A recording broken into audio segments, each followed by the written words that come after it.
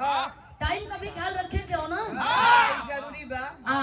बिरात अदनोर से गवैबे कैलो सियारा जौने भाव पे हमन यहाँ आई रही जौने उपलक्ष्य में आइले ओ उपलक्ष्य में बात दे होके के चाहिए। हाँ गुरुजी कम टाइम में ज्यादा काम हो जाए तो का जरूरी है। हाँ, बहुत बढ़िया तू हुआ हो। कहीं का छोटा हुआ लेकिन घाव गंभीर करेला। तू कौन उनसे मर बड़का हो बाठा हुआ तो तू बाठी के तो उठा के सोहर डाला।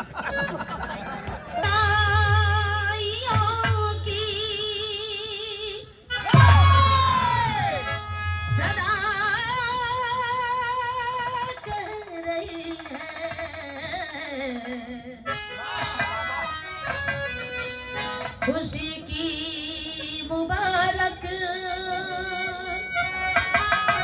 घड़ी आ गई है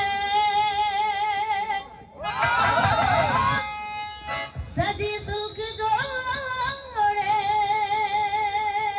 में चांद सी दुल्हन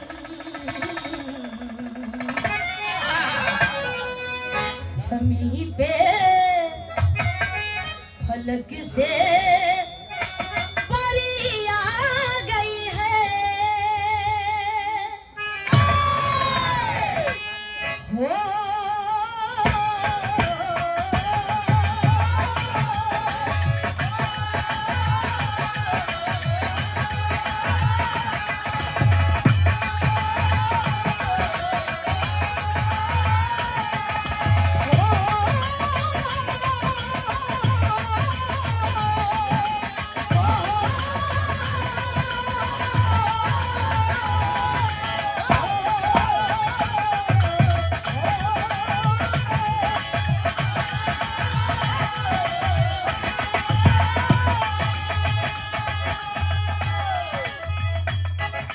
दूल्हे का सेहरा बड़ा ई पावन मेला पवित्र घड़ी बा आई घड़ी बार बार ना आवेला सबकरा जीवन में एक ही बार आवेला एक बार के बाद दोबारा आवेला तो ओकर कोनो महत्व ना रह जाला।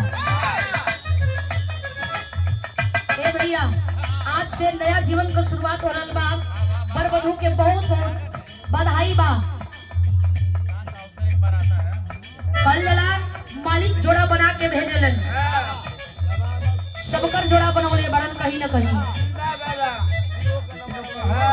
सिटी रोक लबिया।